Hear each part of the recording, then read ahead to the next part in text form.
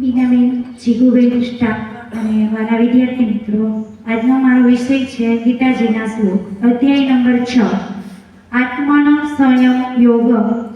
શ્લોક નંબર છે 19 થી 20. 19મો શ્લોક છે, યથા દીપો નિવાસતો ને યંગતે સોપમા સ્મૃતા યોગીનો યતચિતસ્ય યુજ્યતો યોગ્યમાત્માનઃ. એનો અર્થ છે કે જે રીતે વાયુ વિનાના સ્થાનમાં રહેલી દીવાની જ્યોત ડોલતી નથી, એવી જ રીતે ઉપમા પરમાત્માના ધ્યાનમાં લાગેલા યોગીના જીતાયેલી ચિત્તને કહેવાયેલી છે.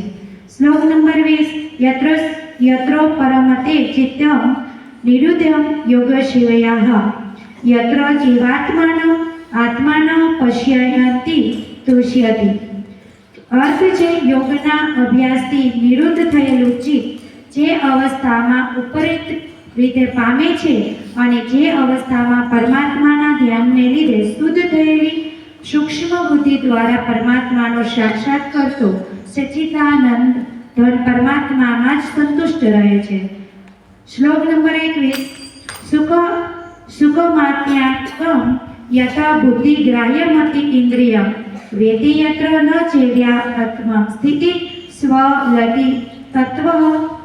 અર્થ છે, ઇન્દ્રિયોથી અતીત માત્ર શુદ્ધ થયેલી સૂક્ષ્મ બુદ્ધિ દ્વારા ગ્રહણ થઈ શકે એવો જે અનંત આનંદ પામે છે, એને જે અવસ્થામાં અનુભવે છે અને જે અવસ્થામાં સ્થિત આ યોગી પરમાત્માના સ્વરૂપથી કદીએ વિચલિત થતો નથી.